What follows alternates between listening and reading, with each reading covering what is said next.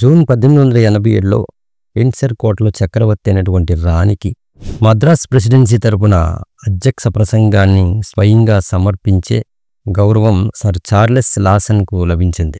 అప్పుడు వారు మద్రాస్ ప్రెసిడెన్సీ ప్రజల నుండి బహుమతిగా తమిళనాట విశ్వకర్మ వంశీయుల చేత తయారు చేయబడినటువంటి ఒక ప్రత్యేకమైన అద్భుతమైన ఆక్సిడైజ్డ్ వెండి ఏనుగు బహుమతిగా ఇచ్చారు.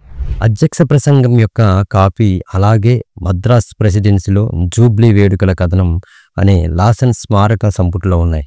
మద్రాస్ ప్రెసిడెన్సీలో రాణి విక్టోరియా స్వర్ణోత్సవ వేడుకలు బుధవారం ఫిబ్రవరి 16, 1887న విక్టోరియా రాణి సింహాసనాన్ని అధిష్ఠించిన సందర్భ స్వర్ణోత్సవాన్ని మద్రాస్ ప్రెసిడెన్సీతో సహా భారతదేశం అంతటా జరుపుకున్నారు.